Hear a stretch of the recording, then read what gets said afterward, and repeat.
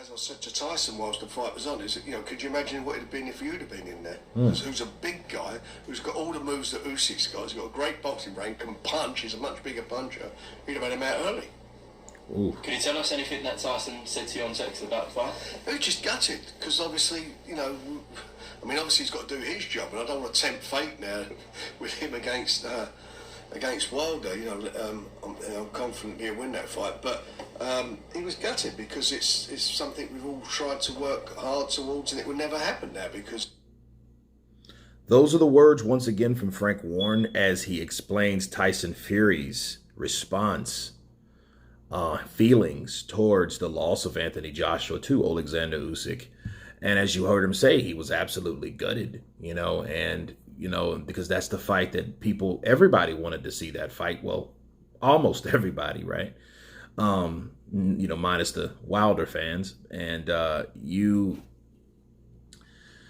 look at a potential fight that just gets blown out, goes right down the drain like that. It makes you start wondering, and it all goes back to this. When fights have the potential to get made, make them happen. See, at this point, you have to look at every factor. I'm not talking about the loss. I'm talking about the potential of having that fight. See, Frank Warren, Bob Arum, Tyson Fury, that whole side of that, they could have helped and assisted Eddie Hearn with what they're doing. Well, what he was doing to get the fight made from January, February, March, April, May, right? They could have been more supportive. Instead, they wanted to sit back and watch and doubt because they knew, well, hey, we got this other thing in the bag. If this doesn't come out, let's see what the young promoter, Eddie Hearn is going to do, to get this fight done. And if he doesn't, hey, we can just point the finger, wag the finger, and keep moving. But then he did it. Okay, he made the fight happen, but at the same time, the thing that they did not really amplify or express or accent like they're supposed to about Wilder and the possible arbitration winning it happened, right? Out of the blue. So it just shows you this fight with Usyk, right? If it wasn't for them not being supportive, not really doing the job, this is what you have. Because then Joshua, hey, I have to defend these belts because I have these belts. I still have to defend them.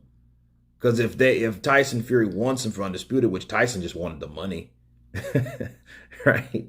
And, that's what he was going to do. And this is what he attempted to do. Now, you have to give AJ credit. He didn't have to fight Usyk. He could have dropped the WBO belt, but that wasn't the point because he was still trying to hold his side of the bargain. Hey, I'm going to fight for this. You get rid of Wilder and then we'll meet. But that didn't happen. So him saying, well, hey, I'm gutted. We wanted this fight. Well, it didn't really seem like you guys really wanted it fight like you claimed you did. It seemed like you wanted another fight. That's why you never overlooked the opponent in front of you. Okay, so then you start looking at, hey, business-wise for these promoters, hey, if this fight's done, do you understand the things that went down? They made Usyk how do you put it? They made him an eliminator on top of already being an eliminator, and they threw Joyce in there. The WBO did that. When Joshua beat Pulev, okay, there was no more problem with the IBF, but then the WBO, it was Usyk's time to fight Joshua because, the rules of the WBO. Well, the WBO made it possible that Joyce fights Usyk for another eliminator, which made no sense. So Joshua could fight Fury. And then Fury, all he had to do was take care of Wilder or offer him some type of step-aside money, which that never happened, according to Shelley Finkel. Right? So that fight didn't happen. And then that was one of the many factors of that fight not happening when it's supposed to. Then when after the arbitration was over, you heard Bob Arum say, what? Oh, we would have made the fight if they would have hurried along. Well, you should have helped it hurry along instead of put doubt in the media or saying what's not going to happen and this is going to happen, or then again you start putting venues on preserve for Wilder and you didn't tell anybody, didn't let anybody know about that, okay, because you had everyone hipped to the same BS story that, hey, we're going to fight Joshua and then it's up to Eddie Hearn, so we're waiting to see what Eddie Hearn does about the money. And as soon as the money came up, oh, it's the fight's on. And as soon as that was announced by Tyson Fury, oh, hey, by the way, Wilder's won the arbitration. Sorry, we got to fight him. That type of shit. Okay, so that's what you're dealing with Frank Warren and Tyson Fury. So him feeling gutted, he should be feeling gutted.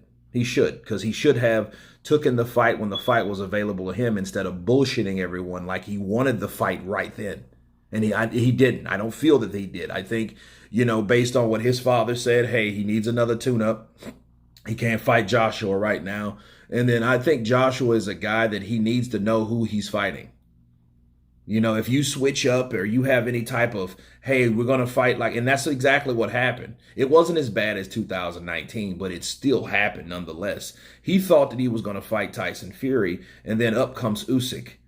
And for Frank Warren saying, well, hey, he's a bigger puncher, he has the same movements. He does not have the same movements.